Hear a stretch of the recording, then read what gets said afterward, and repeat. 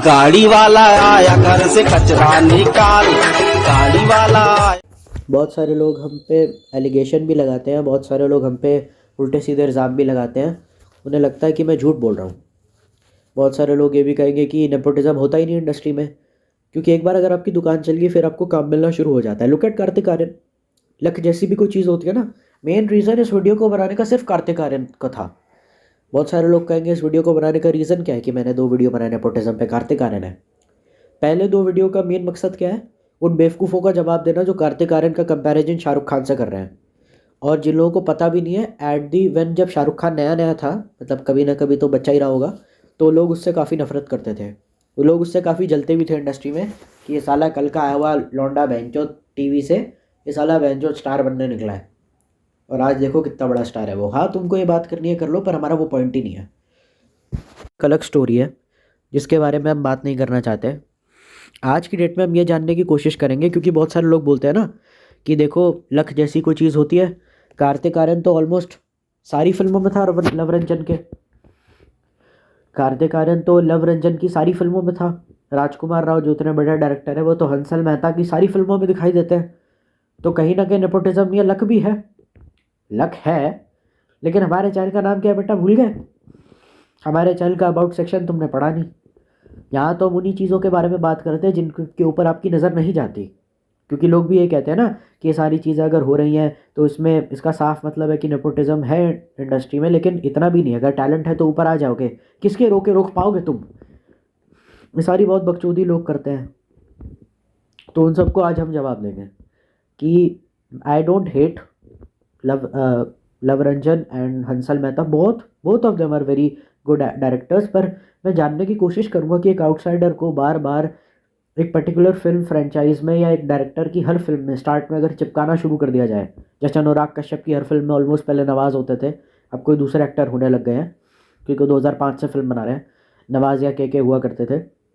तो ये रीज़न क्या है? एक तरफ तो है कि नेपोटिज्म बहुत है, और दूसरी तरफ की एक पर्टिकुलर एक्टर, मतलब नवाजुद्दीन सिद्दीकी को अगर इफ़ यू विल सी, वो हैंडसम, चलो ठीक है, अगर शाहरुख खान से कंपेयर करो, ऋतिक रोशन से कंपेयर करो, उतने हैंडसम भी नहीं है, टैलेंटेड है, लेकिन इनको हर फिल्म में चिपकाया क्यों जाता है? हर फिल्म में नवाजुद्दीन सिद्दीकी होता है, अनुराग कश्यप की, ऐसा क्यों होता है? तो इसका मेन रीज़न ये है कि कई बार डायरेक्टर की उसकी मेंटालिटी जानने की कोशिश करेंगे, इसकी हम डार्क साइड एक्सप्लोर करने की कोशिश करेंगे। तो अगर आपके तीनों डायरेक्टर फेवरेट हैं तो भैया आई एम सॉरी, आपका दिल टूटने वाला है। मैं ये नहीं कहता कि ये तीनों डायरेक्टर घटिया है, ये बहुत टैलेंटेड है, I have immense respect for them, but हम बिजनेस को जानने की कोशिश करेंगे कि एक आउटसाइडर को, जिसको 12-12 साल लग गए इंडस्ट्री में, उसको हर एक फिल्म में चिपकाया क्यों जा रहा है? इतने मेहरबान क्यों हो गए? अक्षय कुमार ने तो खुद ये बात बोली हुई है कि मुझसे अच्छे दिखने वाले लड़के लाइनों में खड़े रहते हैं जो मेरे से अच्छी एक्टिंग करते हैं। तो इन पर इतनी मेहरबानी इंडस्ट्री कर क्यों रही है, और ये फिल्म मेकर्स इन पर मेहरबानी क्यों कर रहे हैं? ये बात जानने के लिए आपको मेरे साथ एक सफ़र पे चलना होगा, जहाँ पे हम एक फिल्म मेकर, जो मतलब डायरेक्टर है, डायरेक्टर या फिर किसी प्रोड्यूसर या जो फिल्म बनाने के मेन लोग हैं, उनके बारे में हम बात करेंगे। तो हर एक प्राइमरी गोल क्या है एक फिल्म मेकर का, वो हम जानने की कोशिश करते हैं। The primary goal is to make a big film with a big star cast, to establish yourself as a good director, making the people who work in Bollywood like actors, director, producer want to work with you. और किस्मत अच्छी रही तो T Series, Jio, Viacom, YRF, Dharma production, इन production houses से sign हो जाओगे 2-3 साल के लिए, उसके बाद लाइफ सेट है। अगर कोई आपको दिख जाता है डायरेक्टर जिसने अपनी पहली पिक्चर ही वायरएफ के साथ बनाई थी, तो बहुत उसने जगह जगह मेहनत करी है, अपनी गांड रगड़ी है। बहुत से ऐसे लोग हैं जिन्होंने 10-10 साल तक असिस्टेंट डायरेक्टर का काम करा अपनी पहली फिल्म बनाने के लिए। नए एक्टर्स को हिट फिल्म की फ्रेंचाइजी में क्यों लिया जाता है, या नए एक्टर्स को इतना ज़्यादा कभी कभार कोई डायरेक्टर ओवर यूज़ अपनी फिल्मों में क्यों करता है? किसी पर्टिकुलर एक्टर को हर एक फिल्म में, जो एक आउटसाइडर है, हर एक फिल्म में आप देखोगे किसी एक डायरेक्टर के द्वारा बनाई गई, डायरेक्टर सेम है और उसकी हर फिल्म में वो एक ही एक्टर दिख रहा है जो आउटसाइडर है या स्टार किड है। तो उसके पीछे का रीज़न क्या है? देखो, नए एक्टर्स के साथ सबसे अच्छी बात ये होती है ना कि उनके चोचले नहीं होते, और नवाब के चौधे नहीं होते, अमीरों के चौधे नहीं होते। टिपिकल अमीर साउथ दिल्ली वाले नौटंकी नहीं करते, और उनको जो बोलोगे ना वो वही करने को तैयार होते हैं। ज़्यादा चपड़ मुँह नहीं चलता, क्योंकि पहली बात क्या है कि उनकी पहली फिल्म है। First impression is the last impression. अगर पहली फिल्म फ्लॉप होगी तो आगे फिल्म मिलना मुश्किल है, बशर्ते तुम्हारे अंदर टैलेंट नवाजुद्दीन सिद्दीकी जैसा हो, क्योंकि गैंग्स ऑफ वासेपुर भी टेक्निकली फ्लॉप थी। अगर हमशक्ल साजिद खान की एक फिल्म आई थी, उसने ज़्यादा पैसे कमाए थे गैंग्स ऑफ वासेपुर से, बट नवाज़ के अंदर टैलेंट इतना ज़्यादा था, तो आउटसाइडर पे परफॉर्म करने का प्रेशर बड़ा होता है। और उनकी पहली फिल्म है तो ज़्यादा चू चपड़ कर नहीं सकते, वरना लात मार के फिल्म से निकाल देंगे। और उनकी किस्मत स्टार किड जैसी तो है नहीं कि मिठाई के डब्बे की तरह उनको फिल्म मिलती रहेगी। रीज़न जो होता है, और उनका मुंह भी कम चलता है, बदतमीज़ी नहीं करते, डिमांड्स भी कम होती हैं। डिमांड्स कम होने का मेन रीज़न ये है कि मतलब उनकी क्या ही डिमांड होगी यार, रहने को मिल गया, खाने को मिल गया, पीने को मिल गया, फिल्म मिल गई, और क्या चाहिए, क्योंकि पहली पिक्चर है। डिमांड्स भी कम होती है, ऑलमोस्ट नेग्लिजिबल। और वो जो पैसा चार्ज करेंगे, जाहिर सी बात है, अगर आप फिल्म एज एक्टर चार्ज करोगे तो आपको कुछ पैसे दिए जाएंगे, वो भी ना के बराबर ही होते हैं, बहुत कम होते हैं। मतलब अगर बड़े बड़े एक्टर तो 100 करोड़ ले लेते हैं एक फिल्म का, ऐसा तो कोई एक्टर नहीं पैदा हुआ। मतलब आलिया भट्ट को भी पहली पिक्चर के 15 लाख पे लेता है। इफ़ यू कंपेयर 15 lakhs, उसकी करंट फीस 30 करोड़ है, तो 20 गुना फीस उसकी बढ़ गई है। तो 20 करोड़, अगर 30 करोड़ या 10 करोड़ एवरेज फीस है, उससे अगर हम 1 लाख रुपए, मतलब जिस फील्ड में काम करने के लोगों को मिनिमम 1 से 1.5 लाख मिल जाता है, मैक्सिमम जो लोग 100-200 करोड़ चार्ज कर लेते हैं, अगर वैसे किसी बंदे को आप 1 लाख दे दो, मतलब जहाँ पे 100 करोड़ मिलना आम बात है, 300 400 करोड़ की पिक्चरें बनना आम बात है, तो उसमें 1 लाख रुपए की क्या ही वैल्यू होगी। लेकिन डायरेक्टर का बजट लिमिटेड है, लिमिटेड बजट दिया गया है, क्योंकि डायरेक्टर की भी पहली पिक्चर है, या डायरेक्टर अभी उतना नाम नहीं कमा पा रहा, तो उनका जो मूवी कम चलता है। नए नए एक्टर अगर जब कोई होता है, बड़े स्टार के आउटसाइडर हो, और डिमांड्स भी उनकी कम होती है, ऑलमोस्ट नेग्लिजिबल। बड़े एक्टर्स की डिमांड ये होती है कि भैया हमको स्टाफ हमारा आएगा, तो स्टाफ को आपको अच्छे से पे करना पड़ेगा, स्टाफ को पैसे देने पड़ेंगे, साइनिंग अमाउंट बहुत बड़ा होता है, कभी कभार 1-1 2-2 लाख हो जाता है। उनके पहले दिन की 50% प्रॉफिट में से शेयर चाहिए पिक्चर का। 300 करोड़ अगर कमाए हैं तो 150 करोड़ हमें चाहिए। वैनिटी वैन बड़ी वाली चाहिए, 150 करोड़ रुपए तो हमारी साइनिंग अमाउंट है। और हमारा स्टाफ आएगा, वो भी आएगा। Staff should stay in the same hotel in which I am staying, 5 star hotel होना चाहिए। हमारी जो टिकट्स हैं फ़्लाइट की, बिज़नेस क्लास में ट्रैवल करूँगा, और हमें होटल में बहुत अच्छे अच्छे होटल में रखना है, मतलब 5 स्टार होटल में, ऐसा नहीं कोई लल्लू पतलू सा। और हमें मतलब कोई ऑर्डिनरी होटल में हम रुकेंगे नहीं। तो मतलब है, मतलब चीज़ें हैं, और जो चीज़ें हैं शायद हो सकता है कि वो ये सारी डिमांड्स नहीं आप पूरी कर सकते। अगर किसी एक्टर की या किसी डायरेक्टर की फर्स्ट फिल्म हो और आउटसाइडर हो, तो फिर आप सबसे ज़्यादा लकी हो, क्योंकि नेपो किड्स को तो पता है ना, उनके पेरेंट्स जो होते हैं, स्टार जो सेलिब्रिटीज़ होते हैं, वो बहुत सिलेक्टिव होते हैं अपने बच्चों के डेब्यू को लेकर के। हाँ, मतलब very selective. Writer, director, script writer, production house, जहाँ वो काम करेंगे इन फ्यूचर, उनके डेब्यू को लेकर वो बहुत सिलेक्टिव है। और वो जेन्युइनली बता भी देते हैं कि बेटा इस डायरेक्टर के साथ कभी काम मत करना है, बदतमीज़ है। वो पहले ही बता के रख देते हैं।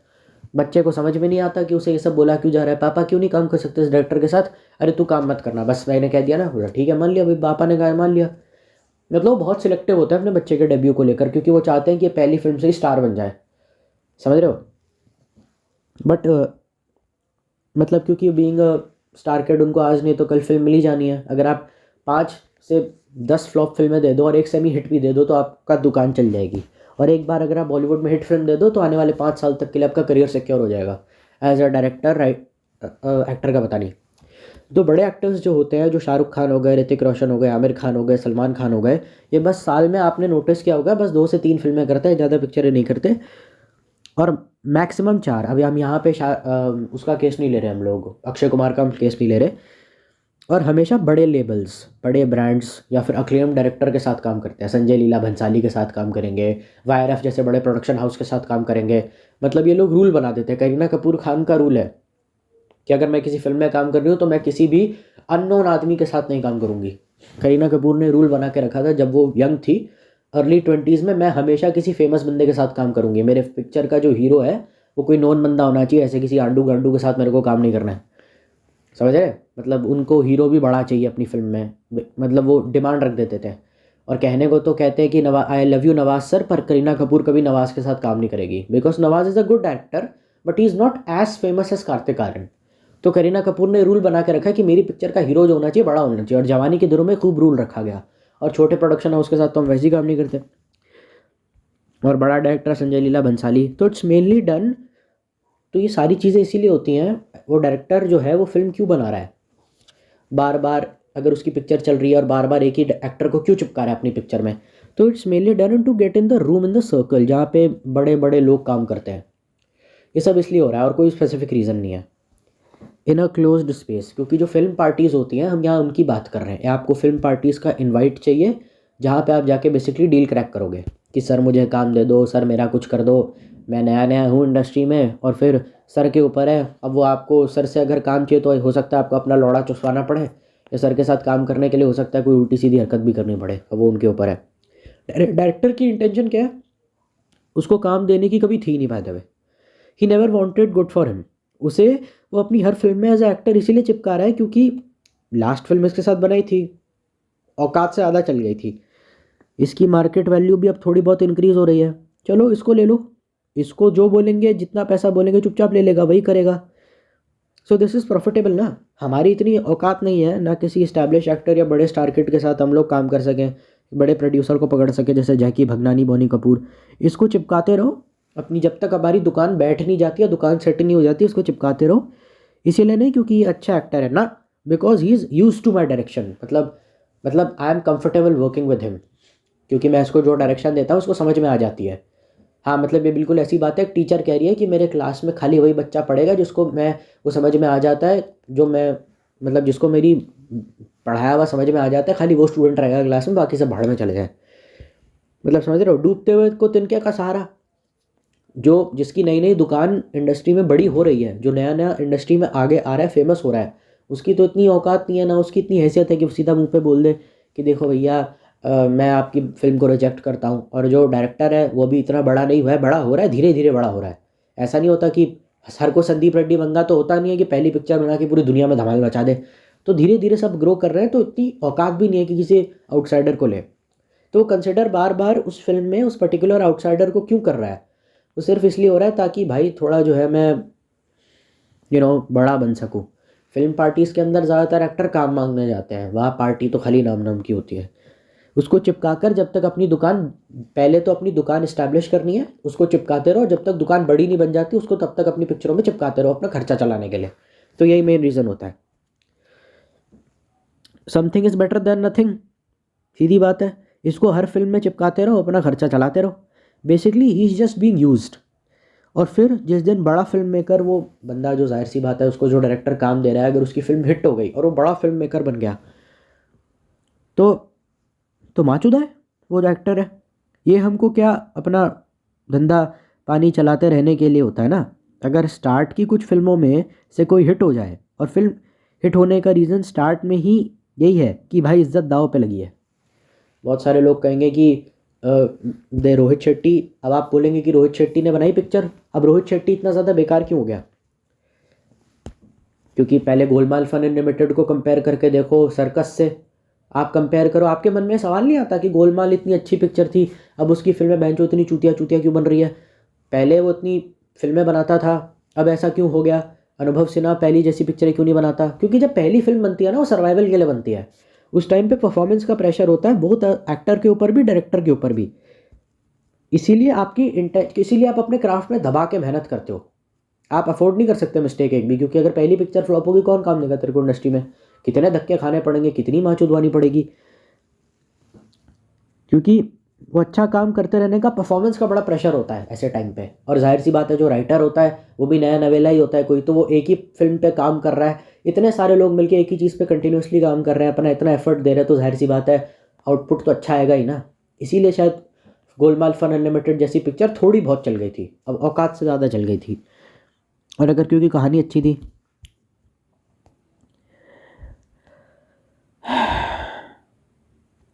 पहले जो उसका मेन फोकस था वो डायरेक्टर का, वो स्टोरी और कैरेक्टर पे था कि भाई कैसी कहानी है, कैसा किरदार है। क्योंकि परफॉर्मेंस का उस डायरेक्टर पर बड़ा प्रेशर था।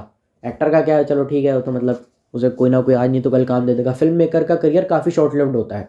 एक डायरेक्टर अपनी ज़िंदगी में शायद 8 से 9 फिल्में ढंग की एक आधी बना पाता है। अब तो मेन फोकस बड़ा फिल्म मेकर के हो जाने के बाद उसका ये होता है कि भाई कितने के बजट है, कितने की पिक्चर बन रही है, इतने के राइट्स आ जाएंगे, इतना OTT पे बिक जाएगा, बड़े स्टार को ले लेना। और वो जो एक्टर जिसको अपनी हर फिल्म में चिपका रहा था उसको साइडलाइन कर देंगे। यही तो हुआ कार्तिक आर्यन के साथ। अपने करियर की सबसे बड़ी पिक्चर तू झूठी मैं मक्कार में उसको तो लिया नहीं, और वैसे बाकी सारी फिल्मों में उसको दबा के काम दिया जा रहा है। ये किस लिए? क्योंकि बड़ा फिल्म मेकर बनने के बाद कार्तिक आर्यन थोड़ी है हमारे काम का किसी। जब तक छोटा था तब तक ठीक था। स्टोरी अरे वो राइटर लिख देगा, और जहाँ तक बात रही कि बड़ा फिल्म मेकर अगर आप बन गए हो तो परफॉर्मेंस का और प्रेशर होगा। बड़ा फिल्म मेकर अगर आप बन जाओगे तो जाहिर सी बात है फिर वो कैसे कहानी कंटिन्यू करेगा, क्योंकि पहली फिल्म में उसने अपनी जान लगा दी, इतना फोकस करा, इतना पैशन से काम करा, वो पैशन आगे जाके लॉस्ट हो गया। और उसके पीछे का स्पेसिफिक रीज़न ये था कि बहुत सारे लोग कहेंगे कि पहले तो वो इतना फेमस था, जो फिल्म मेकर जब वो बड़ा बन गया तो जाहिर सी बात है वो पहली जैसी फिल्म क्यों नहीं बना पा रहा, मतलब वो अपनी पहली फिल्म को रिक्रिएट करने की कोशिश करता है और उसी में ही ज़्यादातर डायरेक्टर ख़राब हो जाते हैं। Rohit Shetty has been trying to make film like Golmaal fun unlimited, but वो हमेशा ही डिक्लाइन में चला गया। तो ज़्यादातर बॉलीवुड के डायरेक्टरों के साथ ऐसा ही होता है, उनको कहानी की चिंता नहीं करनी पड़ती। बड़े डायरेक्टर को तमिल मूवी को हिंदी में छाप दो, रीमेक कर दो, राइटर लिख देगा ना माँ की चूत उसकी, हम क्यों अपना दिमाग ख़राब करें। पहले तो हम ही राइटर थे, हम राइटर के साथ 12-12 घंटे बैठ के स्क्रिप्ट डिस्कस करते थे, अब तो क्या ज़रूरत है इतनी मेहनत करने की। लेकिन जब आप वो मेहनत नहीं करते और फिल्म घटिया से घटिया 300 करोड़ कमा लेती है और क्रिटिक्स को बिल्कुल भी अच्छी नहीं लगती और आपको लगता है कि भाई हमारे पैसे बर्बाद हो गए, तब पता चलता है। क्योंकि गणपत जैसी फिल्में इसीलिए तो बनी। क्वीन फिल्म का जो राइटर है विकास बहल, उसने गणपत क्यों बनाई, उसके पीछे का स्पेसिफिक रीज़न ये था। पहले वो इस्टेब्लिश होने के लिए उसने क्वीन बनाई ना, इस्टेब्लिश हो गए फिर कहानी भी ध्यान देने की क्या जरूरत है, पब्लिक तो है ही चूतिया। फिर गणपत बन गई, वो पता है कितनी अच्छी फिल्म है, देख सकते हो क्रिस्टोफर नोलन के आगे की भी है। And the people working in the industry, मतलब क्योंकि स्त्री फिल्म के डायरेक्टर की भी आप देख लो, जिसने स्त्री बनाई उसी ने रूही बनाई और उसने बिल्कुल वैसी ही बनाने की रूही को कोशिश की जिसने जैसी स्त्री थी। स्त्री में भी चुड़ैल थी, रूही में भी चुड़ैल थी, लेकिन क्या रूही इतनी अच्छी फिल्म बन पाई? नहीं बन पाई। तो उसने अपने आप को इस्टेब्लिश करने के लिए, अपने सर्वाइवल के लिए अच्छी कहानी बनाई थी, इसीलिए नहीं क्योंकि उसे ऑडियंस से बहुत प्यार था। एज अ ऑडियंस भी अगर हम ऑडियंस के पर्सपेक्टिव से देखें तो first impression is the last impression. अगर किसी डायरेक्टर की पहली पिक्चर ही चूतिया है तो जाहिर सी बात है घटिया हो तो तुम उसकी दूसरी पिक्चर देखने थोड़ी जाओगे। पहली पिक्चर की अगर हाइप बन गई, पहली पिक्चर हिट होगी, मतलब एनिमल को फर्स्ट डे फर्स्ट शो इतनी अच्छी ओपनिंग क्यों लगी? क्योंकि जाहिर सी बात है कबीर सिंह इतनी अच्छी फिल्म थी, तो यही मेन रीज़न हो सकता है ना।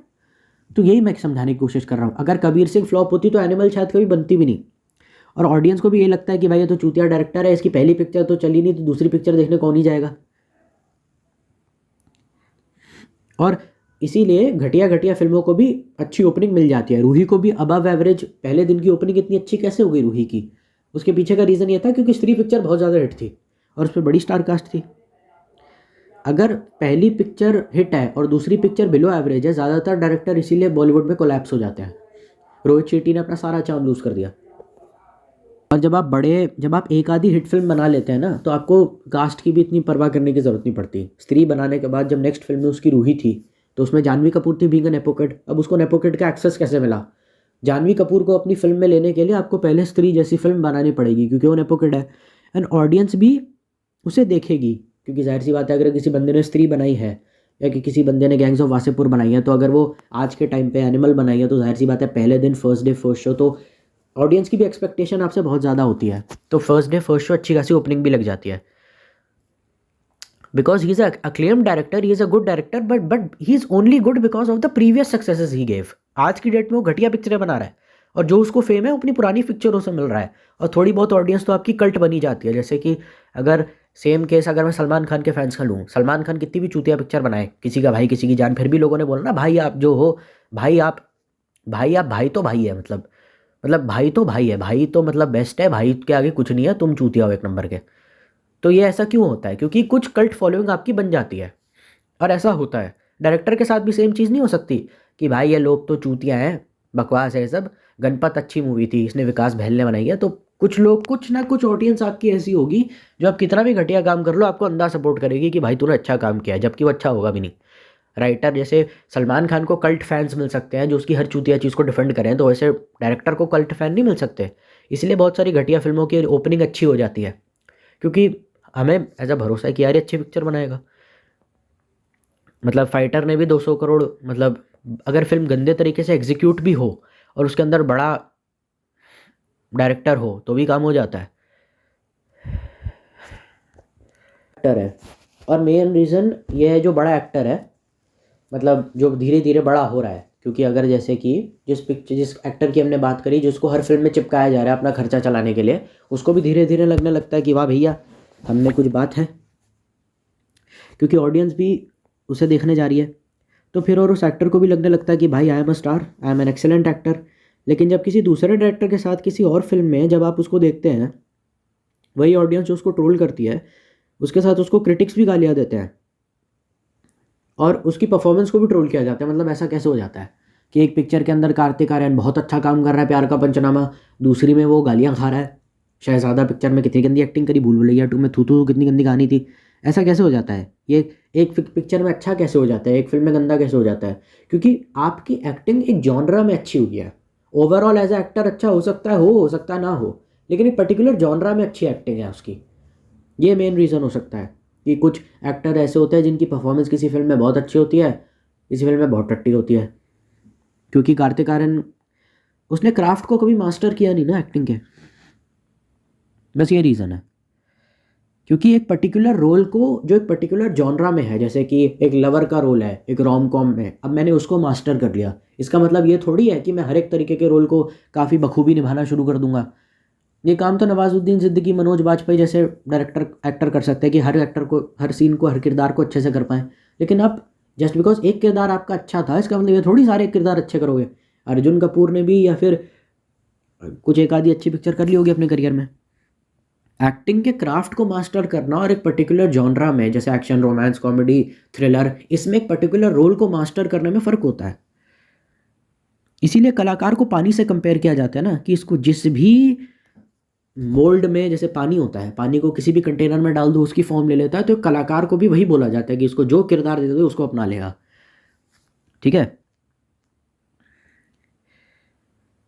इज्जत दाव पे लगी होती है, परफॉर्मेंस का बड़ा प्रेशर होता है, बहुत सारे पैसे लगे होते हैं, और वैसे भी इंडस्ट्री में दूसरा चांस मिलना बहुत मुश्किल है। डायरेक्टर को तो बहुत है, स्टार किड को मिल सकता है। और नेपोटिज्म हर चीज़ में होता है। जैसे बाप अगर बड़ा डायरेक्टर है तो बेटा बड़ा प्रोड्यूसर बन जाएगा, बाप अगर अक्लेम्ड है तो ये भी हो सकता है। नेपोटिज्म का ये मतलब नहीं है कि खाली एक्टर बन गया मैं। नेपोटिज्म का ये भी शायद मतलब हो सकता है कि अगर मैंने अपनी लाइफ में कुछ, मेरे बाप ने कुछ बड़ा करा तो मैं बड़ा डायरेक्टर बन गया, मैं बड़ा राइटर बन गया, मैं बड़ा प्रोड्यूसर बन गया। ये सब कर सकते हैं, क्योंकि बहुत सारे ऐसे लोग हैं जो राइटर ढंग के नहीं बन, जैसे जैकी भगनानी, उसका जो वो है जो उसका बाप है, जैकी भगनानी है, उसका बाप जो है वाशु भगनानी, तो उसका मेन रीज़न यही हुआ था। उसका बेटा चल नहीं पाया इंडस्ट्री में, लेकिन वो जस्ट बिकॉज एक बड़े प्रोड्यूसर का बेटा था इसलिए बहुत बड़ा प्रोड्यूसर बन गया। जैकी भगनानी ने कुली नंबर 1 प्रोड्यूस करी थी ना, उसके पीछे का स्पेसिफिक रीज़न यही था। वो प्रोड्यूसर बड़ा बन गया, उसके पीछे का रीज़न क्या था? जैकी भगनानी क्यों एक्टर फ्लॉप हो गया, तो वो प्रोड्यूसर बन गया नेपोटिज्म का इस्तेमाल करके, और वो एक प्रोड्यूसर बन गया तो उस पर पिक्चरें आती रही, चलती रही। और पहली पिक्चर उसने वरुण धवन के साथ बना ली, तो नेपो किड है तो जाहिर सी बात है उसका धंधा थोड़ा बहुत जैसे तैसे चल निकला। नेपोटिज्म का ये मतलब नहीं होता है कि मैं एक्टर का बेटा एक्टर बनेगा, इसका ये मतलब नहीं होता है। इसका ये मतलब होता है कि बड़े प्रोडक्शन हाउस के साथ अपनी पहली फिल्म बना देना एज अ डायरेक्टर, क्योंकि बाप भी डायरेक्टर था। बड़े एक्टर के साथ अपनी पहली फिल्म बना देना, क्योंकि बाप भी बहुत बड़ा डायरेक्टर था एज अ प्रोड्यूसर। बड़े प्रोडक्शन हाउस में एज अ स्क्रीन राइटर लग जाना, रेड चिलीज़ में, मतलब सोच रहे हो ना कितनी बड़ी बात है। शाहरुख खान को पास से हम देख नहीं पाते, शाहरुख खान के ऑफिस के अंदर घुस के शाहरुख खान की फिल्म लिख रहे हैं। बड़े बड़े फिल्मों में और बड़े बड़े प्रोजेक्ट्स में एडी, असिस्टेंट डायरेक्टर, ऐसी बड़ी बड़ी पोजीशंस हासिल कर लेना, नेपोटिज्म इसका ये भी मतलब होता है। ठीक है, गोलमाल फन अनलिमिटेड को कंपेयर करो सर्कस से, जो पहली रोहित शेट्टी की फिल्म थी, और इसके साथ ऑन स्क्रीन किसी हीरोइन को भी चिपकाया जाता है, क्योंकि जाहिर सी बात है पिक्चर के अंदर हीरो है तो हीरोइन भी होगी। तो कार्तिक आर्यन का केस ले लेते हैं तो उसको नुसरत भरूचा के साथ चिपकाते रहे हर फिल्म में, कार्तिक आर्यन नुसरत भरूचा, क्योंकि उनकी जोड़ी हिट हो गई थी। नहीं, इसलिए नहीं क्योंकि उनकी जोड़ी थोड़ी बहुत लोगों ने पसंद की थी, तो बार बार उसी को चिपकाते रहो। अब जाहिर सी बात है भाई, एक बंदे की दुकान चल गई इंडस्ट्री में, एक बंदे को काम मिलना शुरू हो गया, थोड़ा बहुत तो किसी दूसरे को दो। लेकिन ये नहीं करेंगे, एक बंदे को काम मिलना शुरू हो गया और उसका थोड़ा बहुत काम चल गया तो लालच के चक्कर में उसको और काम देते रहो, जबकि उसको और 10 जगह से आ रहा होगा काम। क्योंकि धीरे धीरे जैसे पहली पिक्चर हिट हो गई और क्रिटिक्स ने अप्रिशिएट करी, तो फिर बार बार उसको फिल्म में लेने की क्या ज़रूरत है, किसी और को लो। और वो बंदा अगर सामने से काम मांगे तो then it's a different thing, लेकिन बार बार उसी को फिल्म में लेना, उसी को फेवर करना। एक आउटसाइडर को किसी फिल्म में आप लगातार एक ही आउटसाइडर के साथ एज अ डायरेक्टर काम कर रहे हो, बाकी आउटसाइडर को चांस ही नहीं दे रहे, तो क्या ये नेपोटिज्म नहीं होता? क्योंकि जाहिर सी बात है ऑन स्क्रीन जो लोग ये काम करते हैं, या ऑन स्क्रीन ये जो लोग जोड़ियाँ बनाते हैं, उसके पीछे का स्पेसिफिक रीज़न भी यही होता है। क्योंकि मेन गोल क्या है? शाहरुख खान और काजोल की जोड़ी को रिक्रिएट करना। रोमांटिक फिल्म है, रोमांटिक फिल्म में एक लड़का है, नया नया वाला चल गया तो उसको हर पिक्चर में रहने लग गए, इसके साथ किसी हीरोइन को ले लिया कि इसके साथ तेरी जोड़ी अच्छी रहेगी, उसके साथ हमने एक फिल्म बनाई, अगर वो चल गई तो हर फिल्म में उन दोनों को लिया जा रहा है। अब उन दोनों को लग रहा है कि भाई हमारी किस्मत खुल गई, कि खुल उल नहीं गई है, वो क्या हो रहा है अब तुम्हें भी पता है। हाँ, रोल अगर अच्छे दे भी जाएँ और रोल भी अच्छे नहीं दिए, उनको टाइपकास्ट कर दिया उस पर्टिकुलर जॉनरा में, उनसे निकलने के लिए कोई दूसरे टाइप की फिल्म आपको करनी पड़ती है।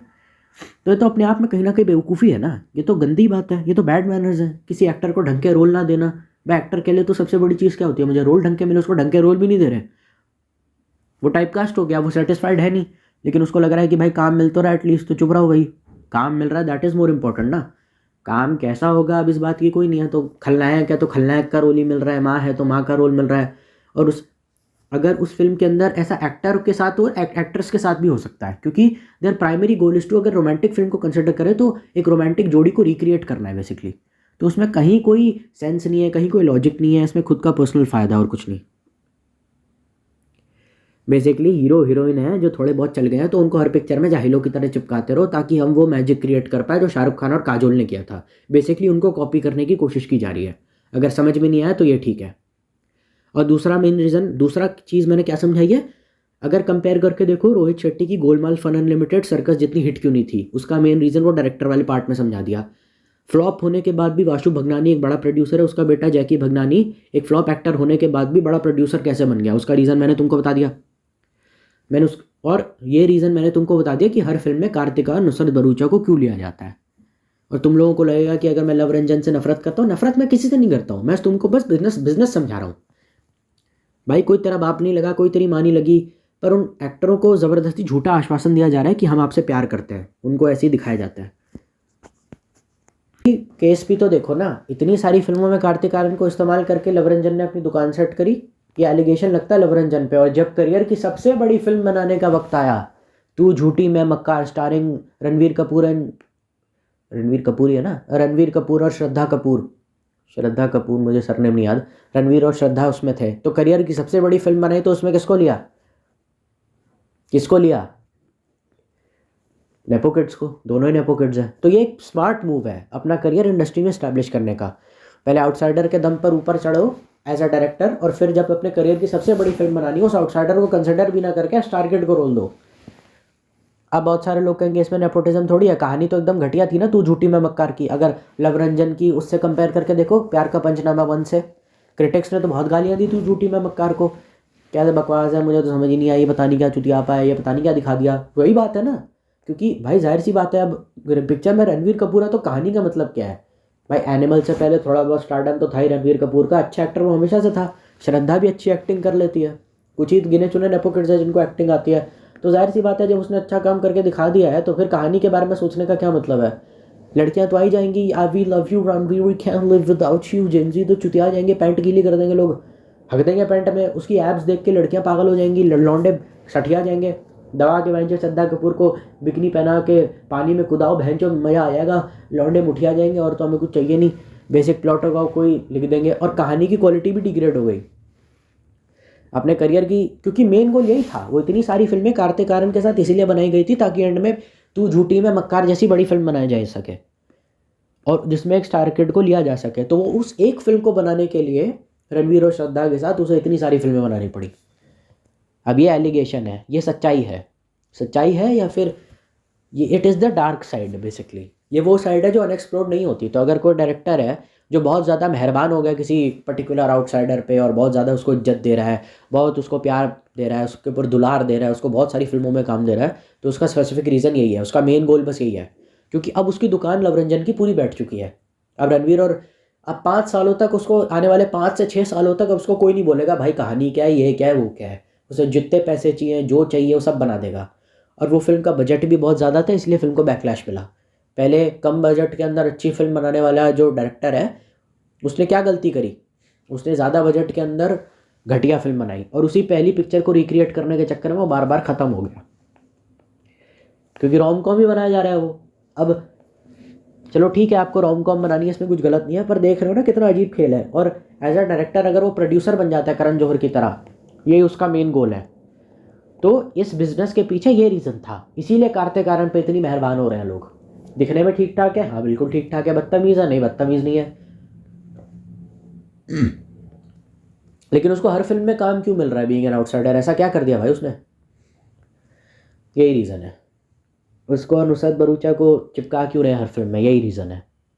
तो ये एक स्पेसिफिकली डार्क साइड हो सकती है। मैं यहाँ पे लव रंजन पे एलिगेशन नहीं लगा रहा हूँ कि वो घटिया आदमी है, उसे पिक्चर बनाने की तमीज़ नहीं है। मैं बेसिकली आपको बिजनेस समझाने की कोशिश कर रहा हूँ। तो ये मत समझ लेना कि हम लव रंजन को गाली दे रहे हैं, पर इस आइडियोलॉजी के पीछे क्या रीज़न है कि बार बार एक आउटसाइडर को एक फिल्म की फ्रेंचाइजी में हर एक पर्टिकुलर डायरेक्टर उस पर मेहरबान होकर उसे काम पे काम दिया जा रहा है। उसके पीछे का रीज़न अच्छा नहीं होता, और नेपोटिज्म का मेन रीज़न यही होता है जो मैंने समझा दिया आपको। उसको बस वो फिल्म बनानी थी किसी पर्टिकुलर स्टार किड के साथ, जाहिर सी बात है वो अक्लेम डायरेक्टर है तो ठीक ठाक अबव एवरेज कहानी है। ज़ात भाई सीधी बात है ना, जब पिक्चर में रणवीर कपूर है, सलमान खान है, तो कहानी पे ध्यान देने की, कहानी ज़रूरी थोड़ी, ऑडियंस वही चूतिया। तो बस वही कहना चाहता हूँ। कहेंगे कि रोहित शेट्टी अगर इतना घटिया डायरेक्टर है तो उसको कंटिन्यूसली इंडस्ट्री में काम दे कौन रहा है, वो कर क्यों रहा है? उसके पीछे का स्पेसिफिक रीज़न ये है कि उसने अपने कनेक्शंस बना लिए। उसने अपनी पिक्चर जितनी भी बनाई वो सारी बड़ी स्टार कास्ट के साथ बनाई, बड़ी स्टार कास्ट के साथ, या कोई बड़ा नॉन एक्टर के साथ जो अच्छे खासे फेमस है उनके साथ अगर तुम गिनी चुनी कुछ हिट फिल्में दे दो तो सबसे बड़ा फ़ायदा पता है क्या होता है? तुम्हारा करियर सिक्योर हो जाता है। किसी की भी इतनी हैसियत नहीं है कि तुमको बॉलीवुड में मना कर दे, और घटिया से घटिया पिक्चर सलमान खान की तुमने देख रखा 300 करोड़ तो कमाई लेती है। तो ये फ़ायदा होता है। अगर 300 करोड़ पिक्चर ने कमाया, पिक्चर को बनाने में लगे 500 करोड़, लॉस कितने का हुआ? 200 करोड़। फिल्म के OTT राइट्स ही 250 करोड़ के बिक जाएंगे, तो टेंशन किस बात की बे? पिक्चर घटिया है लेकिन उसमें बड़ा एक्टर है तो पिक्चर चल जाती है। तो बस यही कॉन्सेप्ट को यूज़ किया जा रहा है। बड़े एक्टरों के साथ काम करने का स्पेसिफिक रीज़न पता है क्या होता है? कि आपका करियर एज अ एक्टर या डायरेक्टर सिक्योर हो जाता है। तुम्हें क्या लगता है नवाजुद्दीन सिद्दीकी जैसा एक्टर ये हीरोपंती 2 में क्या कर रहा है? वो इसीलिए कर रहा है ताकि वो मंटो जैसी पिक्चरें फ्री में कर सके। इसीलिए वो बहुत सारी पिक्चरों को पैसे के लिए करते हैं, ताकि बड़े एक्टर के साथ काम करने का यही दिक्कत है ना, बड़ा एक्सपोजर, इंडस्ट्री में जान पहचान बढ़ जाती है, लोग हमको देखते हैं। अब इतनी सी बात तुम्हारी समझ में नहीं आ रही है। इसीलिए तो रोहित शेट्टी इतना फेमस है, इतनी घटिया पिक्चरें बनाने के बाद। फरहाद सामजी इतना फेमस है, क्यों फेमस है वो? फरहाद सामजी की पिक्चरें चलती क्यों हैं? हेरा फेरी 3 में उसको क्यों कंसिडर किया गया? उसके पीछे का रीज़न यही है कि उसकी सलमान खान से बहुत अच्छी दोस्ती है, इसीलिए उसको स्टारकास्ट की चिंता करनी नहीं पड़ती है। और जाहिर सी बात है बड़े एक्टरों की फिल्मों को बड़ी ओपनिंग लगती है, ज़्यादा पिक्चर देखने जाती है, और यही होता है बेसिकली। और जो पिक्चर चलने वाली होती है ऑडियंस को भी आइडिया होता है। जैसे जब डंकी पिक्चर रिलीज़ हुई थी या जब फाइटर रिलीज़ हुई थी, वो फ्लॉप क्यों हो गई? उसके पीछे का रीज़न ही कोई हाइप नहीं थी पिक्चर की, सोशल मीडिया ठंडा पड़ा हुआ था। लेकिन जब पठान पिक्चर का ट्रेलर आया था तो पूरे इंटरनेट पे आग लग गई थी। पठान के फर्स्ट डे फर्स्ट शो पूरे सोशल मीडिया पे बवाल भंडार मच गया था। अरे बाप रे बाप, क्या बात है, वाह वाह, अरे वाह वाह, देख रहे बता, अरे वाह वाह। मतलब पूरी दुनिया को पता था कि पठान क्या चीज़ है।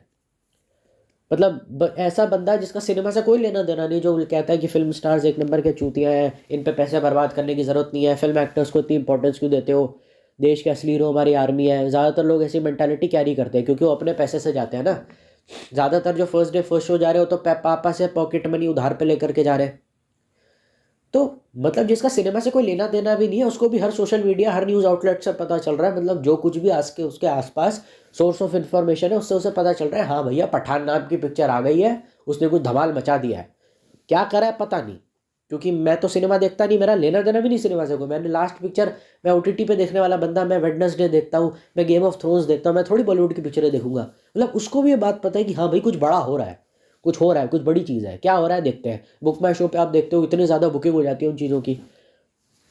और तो यही है बस बात, जो पिक्चर जिसकी हाइप अच्छी होगी वो पिक्चर सिर्फ वही चलेगी। जिस पिक्चर की कोई हाइप नहीं है उसका मैक्सिमम 12th फेल जैसा होगा। और ये अपने आप में है। बहुत सारे लोग बकवास करते हैं कि ये देखो, मतलब कि कहते हैं ना कि we support art, we don't support art, कि हमको अच्छा नहीं लगता, हमको बेकार लगता है, हमको ये ठीक नहीं लगता। पर समझ में आ जाता है, मतलब मैक्सिमम 12th फेल ही था। अगर 12th फेल में सलमान खान को लेते तो बुक माई शो पे उसकी बुकिंग जो होती है, लाइक्स होते हैं, बुक माई शो खुद आपको फिल्में रिकमेंड करता है कि ये फिल्म जाके देखो, ये स्टार किड की आ रही है या बड़ी स्टार कास्ट के साथ आ रही है, इसको जा करके देखो। तो ऐसा क्यों होता है? क्योंकि वो बुक माई शो भी आपको कहीं ना कहीं ये कह रहा है कि जाओ देखो ये पिक्चर है। अमेजॉन प्राइम भी आपको सारी फिल्में रिकमेंड कर रहा है। तो बुक माई शो आपको फिल्में रिकमेंड करता है, रिकमेंडेड फॉर यू। उन्हीं फिल्मों पे सबसे ज़्यादा लाइक्स होते हैं।